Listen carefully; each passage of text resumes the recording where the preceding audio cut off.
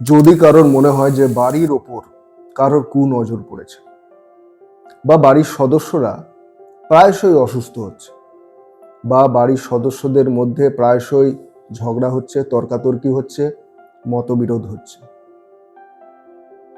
বা মনে হচ্ছে যে বাড়িতে একটা নেগেটিভ পরিবেশ রয়েছে, সবসময় একটা যেন নেগেটিভ পরিবেশ রয়েছে, তাহলে এই সমস্যা সমাধানের জন্য আমি দুটো অ্যাস্ট্রোলজিক্যাল রেমেডির কথা আপনাদের জানাবো। কি এই উপায়? প্রথম হচ্ছে, বাড়ির যে প্রধান দরজা রয়েছে, মেন এন্ট্রান্স রয়েছে, সেখানে কি করতে হবে? একটা কালো কাপড় নিন, কালো কাপড়ের মধ্যে এক টুকরো ফিটকারি রাখুন এবং কালো কাপড়টা ভালো করে ফিটকারি রেখে বেঁধে দিয়ে মেন এন্ট্রান্সের কাছে কোনো একটা জায়গায় শনিবার রেখে দিন।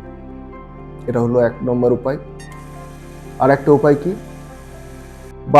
বাড়ির ফ্লোর প্রত্যেকদিন পরিষ্কার করা হয় জল দিয়ে।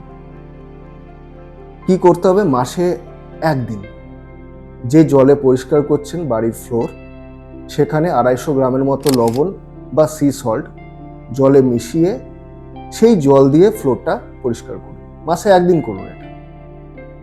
দেখবেন যে সমস্যার কথা বললাম, এতগুলো সমস্যার কথা, এগুলো একদম চলে যাবে।